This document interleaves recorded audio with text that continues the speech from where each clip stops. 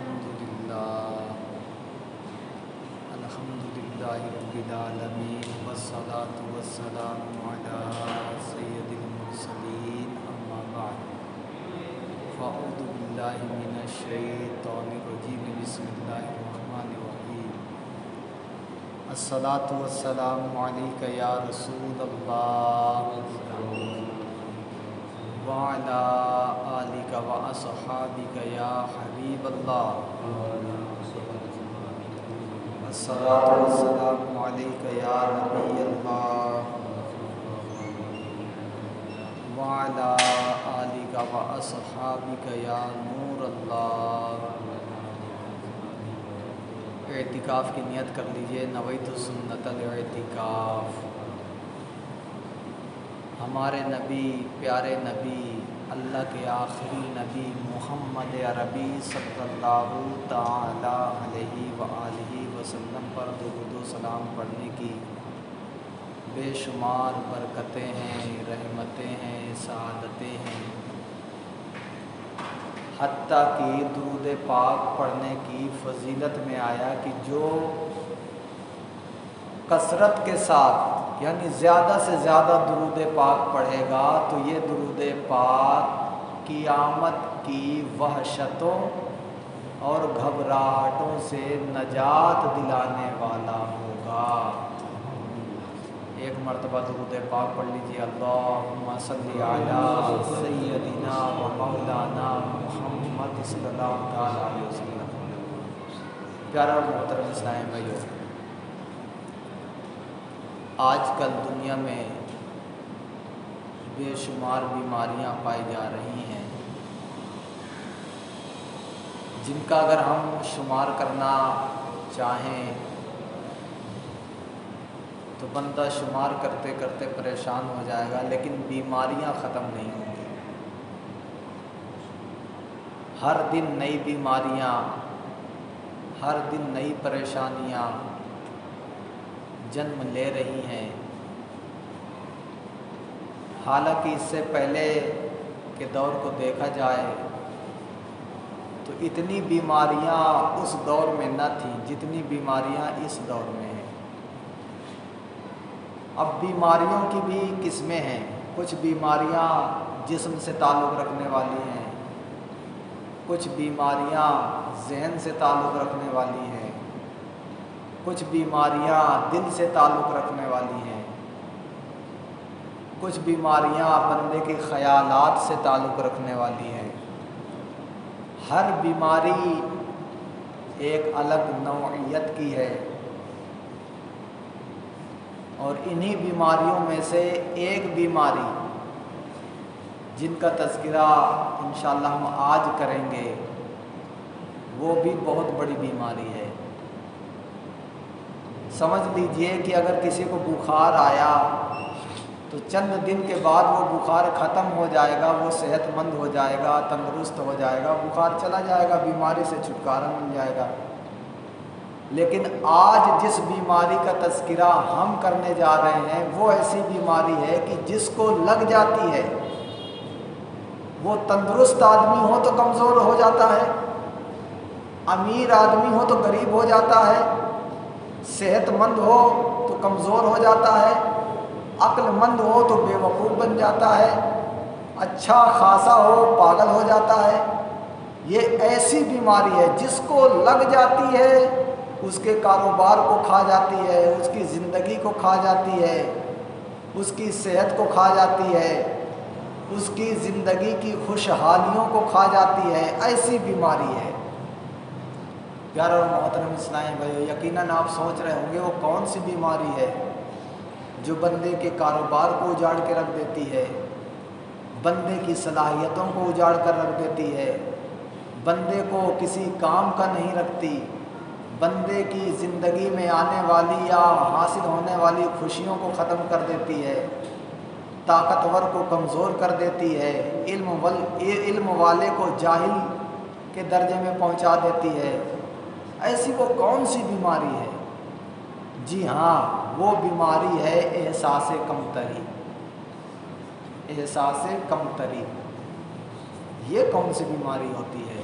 جی ہاں، یہ ایسی بیماری ہے جس کو لگ جائے وہ بندہ پنپ نہیں پاتا۔ احساس کمتری کا معنی یہ ہے کہ اپنے آپ کو کمتر جاننا۔ آپ دیکھ لیں ایک لکھ پتی ہے، اگر وہ اس احساس کمتری میں شکار ہو گیا کہ صاحب میں لکھ پتی کیوں ہوں، کروڑ پتی کیوں نہیں بنا، اب اس کروڑ پتی بننے کے دھن میں اور جو اللہ تعالیٰ نے اس کو نوازا ہے اس کا شکر ادا نہ کرنے کی وجہ سے احساس کمتری میں شکار ہوا، لکھ پتی بننے کے چکر میں نہ حلال دیکھے گا، نہ حرام دیکھے گا، نہ دن دیکھے گا، نہ رات دیکھے گا، نہ غیروں کو دیکھے گا، نہ اپنے رشتہ داروں کو دیکھے گا، ایک چھری سے سب کو کاٹنا شروع کر دے گا، بس کیسے بھی کر کے مجھے کروڑ پتی بننا ہے، کروڑ پتی بننا ہے، کروڑ پتی بننا ہے۔ اور اس کروڑ پتی بننے کے خواب میں وہ اپنے رشتہ داروں سے جدائی کر بیٹھتا ہے، گھر والوں سے لڑائی کر بیٹھتا ہے، اپنے پارٹنر جو اس لائن والے لوگ ہوتے ہیں ان سے دشمنی کر بیٹھتا ہے، وہ جو زندگی کی خوشحالی ہوتی ہے وہ سب ختم ہو جاتی ہے۔ کس وجہ سے؟ احساس کمتری سے۔ اسی طرح ایک بندے کے پاس موٹر سائیکل ہے، اچھی موٹر سائیکل ہے، کوئی خرابی بھی نہیں ہے، چل رہا ہے، لیکن اسی بندے کی جس کی زندگی اچھے سے گزر رہی ہے، صبح موٹر سائیکل پہ جاتا ہے کام پہ، اسی موٹر سائیکل پہ آ جاتا ہے، گھر کے کام کاج بھی اس کے ذریعے کر لیتا ہے، اچھی خاصی زندگی گزر رہی ہے، لیکن جب اسی شخص کو احساس کمتری ہوتا ہے اور وہ یہ سوچتا ہے صاحب میرے پاس 4 ویلر کیوں نہیں ہے، اب جب 4 ویلر نہیں ہے، اس کی کمائی تھی 20,000 روپیہ، موٹر سائیکل میں آرام سے زندگی گزر رہی تھی، اب جب 4 ویلر کا خیال آئے گا تو اپنی زندگی کو برباد کر لے گا۔ اب 4 ویلر 50-60 ہزار کی تو آتی نہیں ہے، 6 لاکھ 7 لاکھ 8 لاکھ، اس کے لیے انشورنس کروائے گا، لون میں لے گا، ادھار لے گا، بھاگ دوڑ کرے گا، اس کے دھن میں اپنے آپ کو لگا دے گا۔ اور اگر ایسے شخص کا یہ دھیان آنے سے پہلے ویٹ کیا جائے کہ اس کا وزن کتنا ہے، اور پھر 4 ویلر حاصل کرنے کے بعد اس کا ویٹ کیا جائے تو یقیناً پیارے اسلام بھائیو کئی کےجی اس کا وزن گھٹ چکا ہوگا، کیوں؟ ٹینشن میں، حالانکہ اچھی خاصی زندگی گزر رہی تھی۔ اسی طرح جس کے مکان نہیں ہے، کرائے پہ رہ رہا ہے، سکون سے رہ رہا ہے، لیکن جب اس کے دل میں آتا ہے یار اپنا مکان ہونا چاہیے، تو پھر وہ جد و جہد کرتا ہے اور ایسی محنت مشقت کر کے پیسہ اکٹھا کر کر کے اپنا مکان بنانے کے چکر میں رہتا ہے، حالانکہ اللہ تعالیٰ نے اس کو بہترین سے دیا ہوتا ہے۔ بھائی مکان ہی تو نہیں ہے، بعضوں کے تو ایسا ہے کہ وہ کرائے کے پیسے بھی نہیں ہیں، جھوپڑی ڈال کے رہ رہے ہیں، اور کئی ایسے کھانا بدوش آپ کو مل جائیں گے جہاں پہ جگہ ملتی ہے وہیں پہ پنی یا پلاسٹک کی کٹیا بنایا، گھر بنایا اور اسی میں رہنے لگے، جب وہاں کے لوگ ان کو بھگاتے ہیں تو دوسری جگہ بنا لیتے ہیں، ایسے لوگ بھی اپنی زندگی گزار رہے ہوتے ہیں۔ تو پیارے اور محترم اسلام بھائیو، یہ احساس کمتری ایسا مرض ہے، یہ ایسی بیماری ہے جس کو لگ جاتی ہے اس کے زندگی کا چین، اس کی زندگی کا سکون، اس کی زندگی کی خوشحالی کو یکسر ختم کر کے رکھ دیتی ہے۔ تو لہٰذا ہمیں احساس کمتری کا شکار نہیں ہونا چاہیے، ہمیں دیکھنا چاہیے اللہ تعالیٰ نے ہمیں کیا نہیں دیا۔ اس ضمن میں میں آپ کو ایک واقعہ سناؤں، اور یہ واقعہ حضرت رابعہ بصریہ رحمۃ اللہ تعالیٰ علیہ کا ہے۔ بڑی نیک خاتون گزری ہیں، اللہ والی گزری ہیں، ولیہ تھیں آپ۔ آج ہم دیکھیں اور ان کو دیکھیں، اللہ تعالیٰ کی ولیہ دعا کر دیں تو اللہ تعالیٰ ان کے لیے پوری دنیا عطا کر دے۔ ایسی مستجاب الدعوات تھیں کہ آپ کی دعا قبول ہوتی تھی، لیکن آپ کے گھر میں کیا تھا یہ دیکھیے بورڈ میں، آپ کے گھر میں صرف 5 چیزیں تھیں۔ ایک چٹائی جس پر آپ نماز بھی پڑھا کرتی تھیں اور اسی پر سو بھی جایا کرتی تھی۔ دوسری چیز مٹکا، پانی پینے کے لیے مٹکا۔ تیسرا پیالہ، کہ مٹکے سے پانی نکال کے پیالے کے ذریعے پیتی تھی اور اسی پیالے میں کھانا کھاتی تھی۔ چوتھی چیز ہے ایک موٹا اونی کپڑا جس کو پہن کر آپ نماز پڑھا کرتی تھی۔ اب دیکھیں دوسرا کپڑا نہیں تھا، حالانکہ اونی کپڑا سردیوں میں تو کام دے گا لیکن گرمیوں میں نہیں دے گا، لیکن آپ گرمیوں میں بھی یہی پہنا کرتی تھی۔ آج ہمارے لیے گرمیوں کے لباس الگ ہیں، سردیوں کے لباس الگ ہیں، لیکن ان کی سادگی دیکھیں کہ یہ ایک اونی موٹا کپڑا تھا۔ نمبر 5، 2 کھوٹی تھی۔ کھوٹی، پہلے کھوٹی چلا کرتی تھی جس میں کوئی چیز ٹانگ دیتے تھے، لٹکا دیتے تھے، تو یہ 2 کھوٹیاں کیوں تھیں؟ 2 کھوٹیاں اس لیے تھیں کہ ایک میں کوئی اپنی چٹائی وغیرہ لٹکا دیتی تھی، اور دوسری کھوٹی پر ہمیشہ آپ کا کفن لٹک رہا ہوتا تھا۔ کفن، اس کفن کو دیکھ کر آپ عبرت حاصل کرتے کہ عنقریب مجھے موت آ جائے گی۔ آپ کے گھر میں یہ 6 چیزیں تھیں، اور میں نے آپ کو پہلے واقعہ سنایا تھا، انہی کے گھر میں چور آیا تھا، اور جب یہ 5 چیزیں دیکھی تو واپس جانے لگا کہ یار اب تو چوری کرنے آیا تھا، کچھ ملا نہیں۔ جب وہ چور جانے لگا تو آپ نے کہا کون ہو، کہاں آئے تھے، کس لیے آئے تھے؟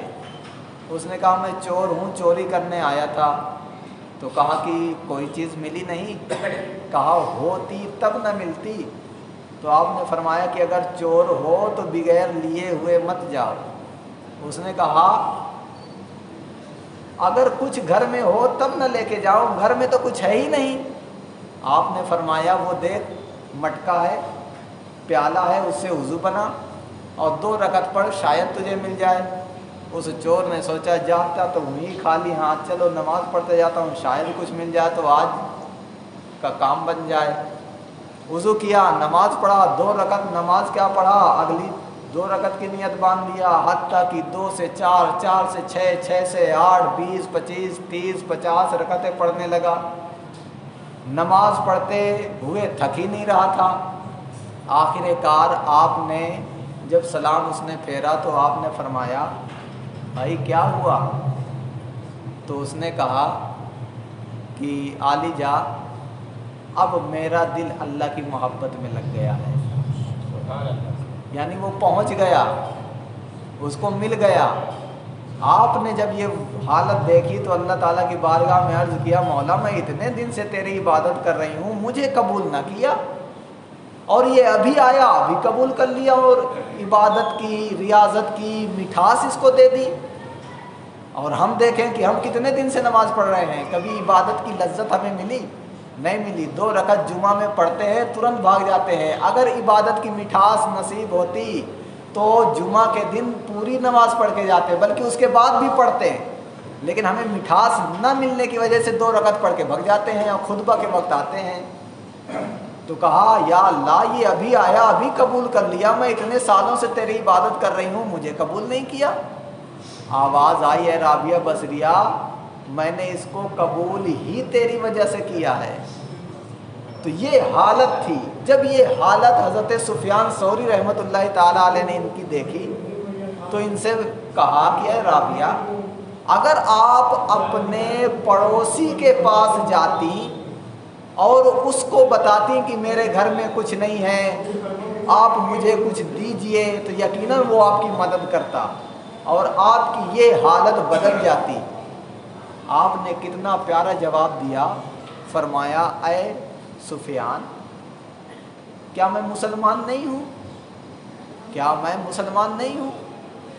پھر اس کے بعد جو جواب آپ نے دیا وہ سنہرے قلم سے سونے کی سیاہی سے لکھنے والے ہیں، اور وہ یہ ہیں کہ آپ نے فرمایا اے سفیان کیا میں مسلمان نہیں ہوں؟ جب مسلمان ہوں تو میرے پاس کیا ہے؟ اسلام ہے نا۔ جب میں مومن ہوں تو میرے پاس کیا ہے؟ ایمان ہے۔ فرمایا اسلام وہ عزت ہے جس کے ساتھ ذلت نہیں، اسلام وہ مالداری ہے جس کے ساتھ محتاجی نہیں، اور اسلام وہ محبت ہے جس کے ساتھ وحشت نہیں۔ جب اسلام میرے پاس ہے میں مالدار ہوں، جب اسلام میرے پاس ہے میں عزت دار ہوں، جب اسلام میرے پاس ہے تو محبت میرے پاس ہے۔ تو جب جس کے پاس کوئی مال ہو، عزت والا ہو اور جو محبت والا ہو، کیا وہ غریب ہوتا ہے؟ اور پھر آپ نے جو فرمایا ہے سفیان مجھے دنیا مانگتے ہوئے دنیا کے حقیقی مالک سے حیا آتی ہے کہ میں اللہ سے مانگوں اے اللہ مجھے دنیا دے دے، کیونکہ اللہ کے نزدیک دنیا مچھر کے پر کے برابر بھی نہیں ہے. تو میں جب اللہ سے دنیا مانگنے میں حیا کرتی ہوں تو میں اس سے کیسے مانگوں گی جو دنیا کا مالک ہی نہیں ہے بلکہ خود محتاج ہے. تو میرا پڑوسی تو خود دوسرے کا محتاج ہے, میں اس سے مانگوں گی. اگر مجھے دنیا مانگنا ہوتا تو میں رب سے مانگ لیتی, اور رب سے مانگتی تو پوری دنیا اللہ تعالیٰ عطا کر دیتا. تو میں اللہ سے جب نہیں مانگتی تو دنیا داروں سے کیا مانگوں گی؟ تو پیارے اسلام بھائیو, جب بھی یہ احساس آئے نا کہ یار میرے پاس فلاں چیز نہیں ہے, ترنت ہمارے ذہن میں آنا چاہیے یار اسلام تو ہے نا میرے پاس. اور میں نے پچھلے جمعہ بتایا تھا کہ اسلام یہ ایسی دولت ہے کہ جس کی وجہ سے آپ دنیا کے کروڑ پتی, ارب پتی, خرب پتی کو دیکھ لیں, وہ سونے کا مکان نہیں بنا سکتا, ہیرے جواہرات کا بنگلہ نہیں بنا سکتا, چاندی کا اپنا مکان نہیں بنا سکتا. اس کا بھی مکان ہوگا تو اینٹوں کا ہوگا, مٹی کا ہوگا, پتھر کا ہوگا. کسی کا مکان دنیا میں ہو تو مجھے بتا دیجئے, میرے علم میں نہیں ہے کہ اس کا پورا مکان سونے کا ہو, پورا مکان چاندی کا ہو. لیکن آپ کو معلوم نہیں ہے, جو ایمان والا ہوگا, یہ ایمان ایسی دولت ہے کہ اس کی وجہ سے اللہ تعالیٰ جنت میں سونے کا محل دے گا, چاندی کا محل دے گا, ہیرے جواہرات کا محل دے گا. اور وہاں کا سونا, وہاں کی چاندی یہاں کے مقابلے میں تو کوئی مقابلہ ہی نہیں ہے. یہاں کی چاندی اگر مٹی ہے تو وہاں کی چاندی سونا ہے. یہ بھی مثال دینے کے طور پر ہے. کیوں؟ کیونکہ روایت میں آیا کہ جنت کی نعمتوں کے بارے میں کوئی سوچ نہیں سکتا. جنت کی ایسی نعمتیں ہیں کسی نے دیکھا ہی نہیں. یہ سونا چاندی تو ہم نے دیکھ لیا نا, تو جنت کا سونا, جنت کی چاندی ایسی ہوگی کہ ہم نے دیکھا ہی نہیں ہوگا, جب دیکھیں گے تب پتہ چلے گا. اور اللہ تعالیٰ کیسا کیسا محل عطا فرمائے گا. یہاں اگر دنیا میں کوئی ارب پتی خرب پتی ہے تو پیارے اسلام بھائیو کتنا بڑا محل بنائے گا, کتنا بڑا محل بنائے گا. پورے آگرہ کے برابر تو اس کا محل ہوگا نہیں. اور رمضان میں نے بتایا تھا کہ اللہ تعالیٰ جنتی کو ایک محل ایسا عطا فرمائے گا کہ اس کے 70,000 دروازے ہوں گے, 70,000 دروازے ہوں گے. آپ سوچ لیجئے 70,000 دروازے جس محل کے ہوں, وہ محل کتنا بڑا ہوگا. تو اسلام ہمارے پاس ہے, لہذا ہمیں احساس کمتری کا شکار نہیں ہونا چاہیے. آپ دیکھیں اللہ تعالیٰ نے ہمیں کتنی نعمتوں سے نوازا ہے. علماء فرماتے ہیں اللہ تعالیٰ نے ایسی ایسی چیزیں بندوں کو عطا کی ہیں. آپ جسم کو لے لیں, اللہ تعالیٰ نے ہمارے جسم میں ایسے ایسے پارٹس رکھے ہیں جن کے نام بھی ہم نہیں جانتے,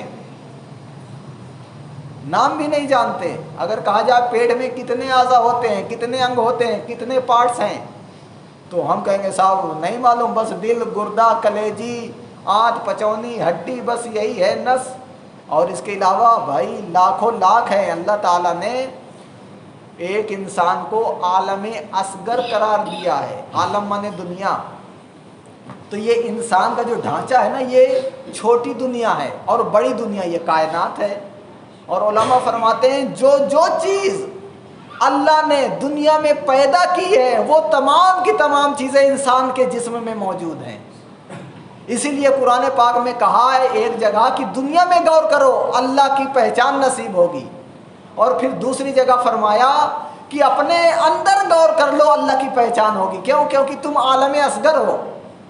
اور علماء نے اس کی پوری تشریح پر کتابیں لکھی ہیں کہ بھائی دنیا میں تو سمندر ہیں, دنیا میں ندی ہیں, دنیا میں درخت ہیں, دنیا میں پہاڑ ہیں, تو انسان کے اندر کہاں پہاڑ ہیں, انسان کے اندر کہاں درخت ہے, انسان کے اندر کہاں سمندر اور ندیاں ہیں. تو فرمایا یہ جو پیٹ ہے نا, اوجھڑی جہاں جمع ہوتا ہے کھانا, یہ سمندر ہے.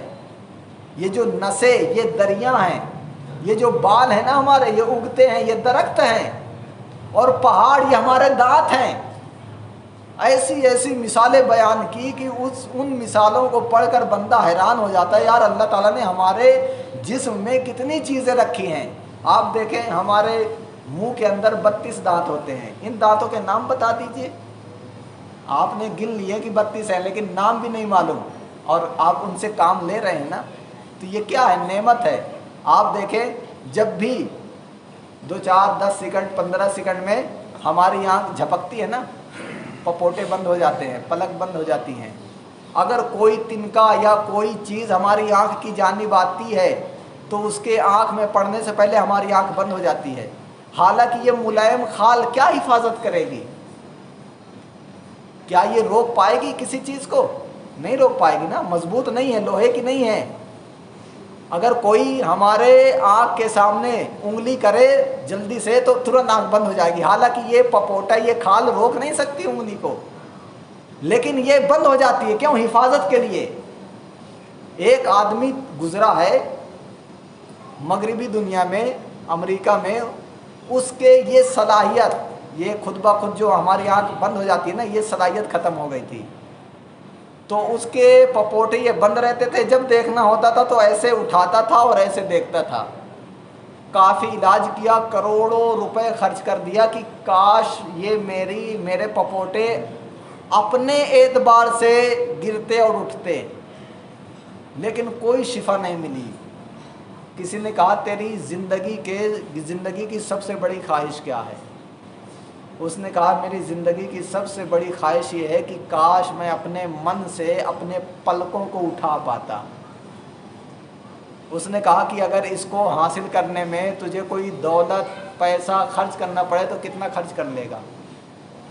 اس نے کہا کہ اگر مجھے اپنی پوری دولت بھی خرچ کرنی پڑے تو میں اس میں لگا دوں گا، بس میرا یہ پلکوں کا نظام صحیح ہو جائے۔ پیارے اسلام بھائیو، کیا ہم نے کبھی پیسہ خرچ کیا ان پلکوں کے نظام کے لیے؟ نہیں نا، اللہ تعالیٰ نے ہمیں فری میں دے دیا ہے۔ اسی طرح ہمارے منہ میں لعاب آتا ہے، تھوک، اور روزے میں لوگ بار بار تھوکتے رہتے ہیں، کہتے ہیں یار یہ تھوک کہاں سے آ رہا ہے، نہ آتا تو اچھا رہتا۔ پیارے اسلام بھائیو، اگر تھوک نہ آتا تو ہمارا نظام انہضام یعنی ہضم کرنے کا جو نظام ہے نا، کھانا ہضم کرنے کا، وہ درست نہ رہتا۔ اس تھوک میں اللہ تعالیٰ نے ایسے اجزاء پیدا فرماتا ہے جو کھانے کو ہضم کرنے کے لیے کافی ہوتے ہیں، اور جس کے منہ میں تھوک نہیں بنتا اس کا علاج ہوتا ہے۔ یہ بیماری ہے تھوک نہ بننا، اللہ تعالیٰ نے فری میں ہمیں دے دیا ہے۔ اسی طرح ایک بادشاہ تھا، اس بادشاہ جب پانی پینے لگا تو اس کے وزیر نے کہا حضور یہ بتائیے، ابھی مت پیجیے پانی، اگر یہ پانی نہ ملے اور آپ کو پیاس لگی ہو تو آپ اس ایک گلاس پانی کے لیے کتنا پیسہ خرچ کر سکتے ہیں اور اپنی جان بچانے کے لیے؟ تو اس نے کہا اپنی جان بچانے کے لیے، پانی پینے کے لیے میں اپنی آدھی سلطنت دے دوں گا۔ انہوں نے کہا پی لیجئے۔ جب اس بادشاہ نے پانی پی لیا تو اس شخص نے کہا اب یہ بتائیے، یہ پانی آپ کے جسم میں تو چلا گیا لیکن یہ آپ کے جسم سے نکلے نہ، یعنی پیشاب ہی نہ بنے، پیشاب ہی نہ اترے، اب اس کے علاج میں کتنا خرچ کرو گے؟ اس نے کہا آدھی جو باقی رہ گئی ہے نا سلطنت، اس کے علاج میں خرچ کر دوں گا۔ اس نے کہا کہ جس کی سلطنت ایک گلاس پانی کی اوقات رکھتی ہو، ایسی سلطنت پہ غرور کرنا چاہیے، تکبر کرنا چاہیے۔ اس نے نصیحت کی کہ بھائی تکبر کرنے کی چیز نہیں ہے یہ، لیکن دیکھیں اللہ تعالیٰ اس پر قادر ہے۔ ہم اکڑتے ہیں بھائی آج ہمارے پاس دولت آ گئی، پیسہ آ گیا، طاقت ہے، ہم نماز نہیں پڑھیں گے معاذ اللہ۔ پیارے اسلام بھائیو، یہ طاقت، یہ قوت، یہ عقل، یہ مال کس نے دیا؟ اللہ تعالیٰ نے دیا ہے نا۔ اللہ تعالیٰ نے لاک ڈاؤن میں کافی لوگوں کو سبق سکھا دیا کہ جو کروڑ پتی تھے روڈ پتی ہو گئے، جو روڈ پتی تھے وہ کروڑ پتی ہو گئے۔ یعنی اللہ کی قدرت دیکھنے کو ملی کہ اللہ کب کیا کر دے پتہ نہیں۔ کسی کے ذہن وہم گمان میں نہیں تھا کہ دنیا ایسے لاک ڈاؤن کی جانب چلی جائے گی، پوری دنیا ہی بند ہو جائے گی، لیکن اللہ تعالیٰ نے دکھا دیا نا۔ وہی زمانہ پیدل والا آ گیا تھا، پھر گاڑیاں ہونے کے باوجود، پٹرول ہونے کے باوجود سب پیدل بھاگ رہے ہیں۔ تو پیارے اسلام بھائی، اللہ کی قدرت بہت بڑی ہے، ہم تکبر میں نہ آئیں، ہم خود پسندی میں نہ مبتلا ہو جائیں گے۔ صاحب آج میرے اندر طاقت و قوت ہے تو میں سب کچھ کر سکتا ہوں، نہیں صاحب آپ کچھ نہیں کر سکتے، بندہ مجبور محض ہے۔ اگر کوئی قادر ہے تو وہ اللہ تعالیٰ کی ذات ہے۔ ہمیں ہر وقت اللہ تعالیٰ کے نیاز مند رہنا چاہیے، محتاج رہنا چاہیے۔ تو پیارا اور محترم اسلام بھائیو، اسلام ہمیں اللہ تعالیٰ نے ایسی دولت دی ہے کہ تمام دولت اس کے سامنے ہیچ ہے، تو ہم احساس کمتری کا شکار نہ ہوں۔ ہم یہ نہ سوچیں کہ صاحب میرے پاس نہیں ہے، بھائی اسلام تو ہے، میرے پاس ایسی ایسی چیزیں ہیں۔ اور ایک شخص آیا ایک ولی کے پاس اور کہنے لگا حضور دعا کر دیجئے مال نہیں ہے۔ آپ نے فرمایا تو کتنا بڑا مالدار ہے۔ اس نے کہا حضور مالدار ہوتا تو آپ کے پاس دعا کے لیے کیوں حاضر ہوتا؟ آپ نے کہا تو کروڑ پتی ہے۔ اس نے کہا کیسے؟ آپ نے فرمایا مجھے ایک آنکھ 1 کروڑ کی دے گا؟ اس نے کہا نہیں صاحب میں آنکھ تو نہیں دوں گا، آنکھ دے دوں گا، دیکھوں گا کیسے؟ آپ نے کہا اپنی زبان ہی دے 1 کروڑ کی۔ ایسے ہی اس کو کہتے رہے جب آخر میں اس نے کہا کہ نہیں میں یہ چیز نہیں دوں گا ورنہ میں تو گونگا ہو جاؤں گا، میں تو بہرا ہو جاؤں گا۔ تو آپ نے فرمایا جب اللہ تعالیٰ نے اتنی قیمتی چیز تجھے دیا ہے، کئی کروڑوں کا مالک بنایا ہے، پھر بھی تو اپنے آپ کو غریب کہہ رہا ہے؟ تو پیارے اسلام بھائیو، اللہ پر توکل ہونا چاہیے۔ اگر اللہ پر توکل ہو تو سب چیز مل جاتی ہے۔ حضرت عیسیٰ علیہ الصلوۃ والسلام دنیا کی کوئی چیز استعمال نہیں کرتے تھے، صرف آپ کے پاس ایک پیالہ تھا، اسی پیالے میں کھانا کھاتے، اسی پیالے میں پانی پیتے۔ لیکن ایک دن خیال آیا کہ یار یہ بھی تو دنیا کا مال ہے، آپ نے اس کو بھی پھینک دیا۔ لوگوں نے پوچھا علی جا آپ پانی کس سے پیو گے؟ کہا اللہ تعالیٰ نے ہاتھ دیا ہے نا۔ اس کے بعد پوری زندگی آپ نہر، ندی، سمندر کے پاس جاتے اور اپنے ہاتھوں سے چلو بھرتے اور پانی پیتے۔ یہ نبی کی حالت ہے۔ حالانکہ نبی جو چاہے لے سکتا ہے اور اللہ تعالیٰ دیتا ہے ان کو، لیکن دنیا سے بے رغبتی، اور جو دنیا سے بے رغبتی کرتا ہے اللہ تعالیٰ اسی کو یہ سعادت عطا فرماتا ہے کہ قبر میں راحتیں ہوتی ہیں۔ ایک شاعر کہتا ہے جس کا مفہوم ہے کہ جس کا گھر ان الذی وحشۃ فی دارہ، کہ جس کے گھر میں وحشت ہوتی ہے، جس کے گھر میں وحشت ہوتی ہے، یہ وحشت اللہ کی رحمت بن جاتی ہے اور اس کو قبر میں آرام پہنچاتی ہے۔ لیکن آج ہمارا کیا حال ہے کہ اپنے گھر میں تمام وہ چیزیں لائیں گے جو ہمارے دل کو بہلائے، اور جو دل اچاٹ کرنے والی چیزیں ہیں، جیسے پنکھا میں نیند نہیں آتی، اے سی لگا ہوا ہے، حالانکہ ناجائز بھی نہیں ہے اے سی لگانا، لیکن اے سی میں اچھی نیند آئے گی، پنکھے میں اچھی نیند نہیں آئے گی۔ ہم پنکھا گھر میں نہیں رکھتے ہیں، اگر گھر میں رکھتے ہیں تو یہ ہماری نیند اڑاتی، لیکن یہ پنکھا جب ہم قبر میں جاتے تو اللہ کی رحمت بن کے ہمیں ٹھنڈی ٹھنڈی ہوا دیتی۔ کیونکہ جو دنیا میں آسائش استعمال کر لیتا ہے، قبر و آخرت کے معاملات میں کمی کر دی جاتی ہے نا۔ حضرت بلال حبشی رضی اللہ تعالیٰ عنہ روزے سے تھے، نبی علیہ الصلوۃ والسلام کی بارگاہ میں حاضر ہوئے، نبی علیہ الصلوۃ والسلام کھانا تناول فرما رہے تھے۔ آپ نے فرمایا آؤ بلال کھا لو ہمارے ساتھ۔ حضرت بلال نے عرض کیا یا رسول اللہ میرا روزہ ہے۔ نبی علیہ الصلوۃ والسلام نے فرمایا دیکھو ہم تو اپنے حصے کی روزی دنیا میں کھا رہے ہیں، اور بلال روزہ رکھ کر اپنے حصے کی روزی جنت میں جمع کر رہے ہیں۔ تو پتہ چلا کہ جو دنیا میں یوز کر لے گا وہ آخرت میں چیزوں کی کمی دیکھے گا۔ اسی لیے ہمارے بزرگان دین دنیاوی چیز استعمال نہیں کیا کرتے تھے زیادہ، تاکہ ہمیں قبر میں اور جنت میں وہ چیزیں استعمال کرنے کو ملے۔ تو لہٰذا پیارا اور محترم اسلام بھائیو، ہمیں احساس کمتری کا شکار بھی نہیں ہونا، اللہ تعالیٰ کے فضل و کرم پر نظر رکھنا ہے۔ اللہ جس حالت پہ ہمیں رکھے بس اللہ کا شکر ادا کرتے رہے۔ اور واصف علی واصف ایک شاعر گزرا ہے، دانشور گزرا ہے، اس نے کہا ہے کہ بندے کو ٹینشن ہو جاتی ہے، یہ ٹینشن کیوں پیدا ہوتی ہے، یہ ٹینشن کیوں پیدا ہوتی ہے؟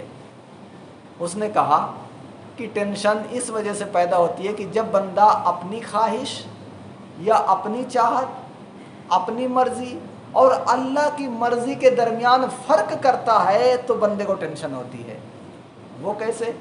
وہ ایسے کہ اللہ چاہتا ہے کہ یہ میرا بندہ جھوپڑی میں رہے، اللہ چاہتا ہے کہ یہ بندہ جھوپڑی میں رہے، اور یہ بندہ چاہتا ہے میں بنگلے میں رہوں۔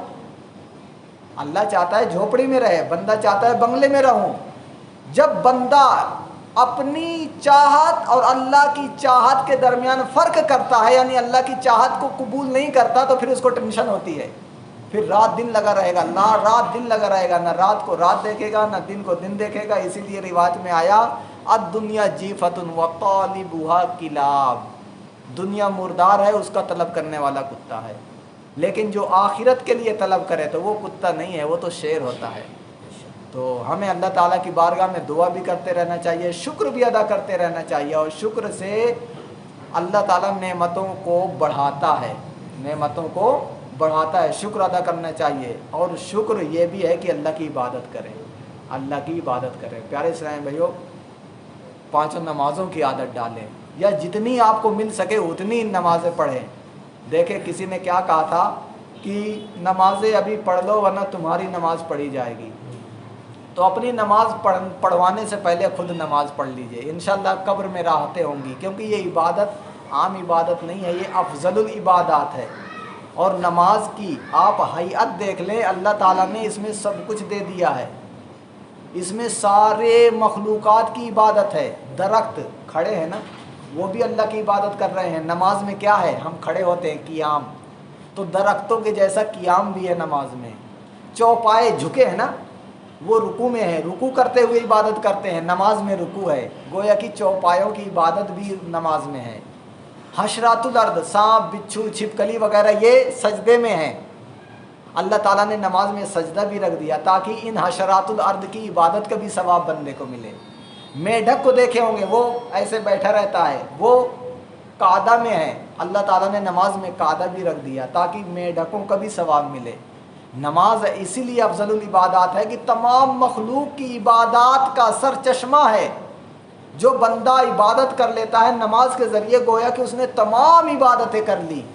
تو پیارے اسلام بھائی، نماز نہ چھوڑیے۔ اور الحمدللہ اس کا ذوق و شوق بڑھانے کے لیے ہم نے ہر سنڈے، ہر اتوار کو فیضان مدینہ میں ظہر کی نماز کے بعد آدھا گھنٹے کا فیضان شریعت کورس رکھا ہے۔ اس میں کیا ہوگا؟ فیضان شریعت کورس، یہ آدھا گھنٹے کی کلاس ہوگی، ہر اتوار کو ہوگی۔ اس میں ایڈمیشن وغیرہ کچھ نہیں ہے، جب آپ کو وقت ملے آپ آئیے۔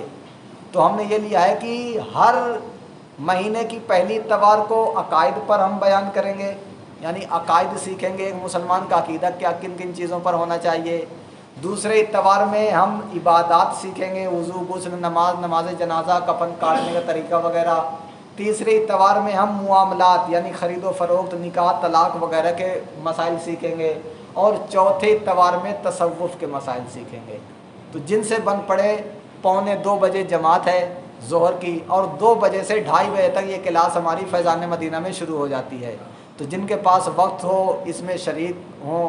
آج جمعہ ہے، کل سنیچر، پرسوں اتوار، ہر اتوار کو آدھا گھنٹے کی کلاس ہوگی، تو نماز ظہر وہیں ادا کریں، اس کے بعد اس کورس میں شرکت کریں، انشاءاللہ بہت سارا علم دین آپ کو حاصل ہوگا۔ اللہ تعالیٰ کی بارگاہ میں دعا ہے کہ عمل کرنے کی توفیق عطا فرمائے۔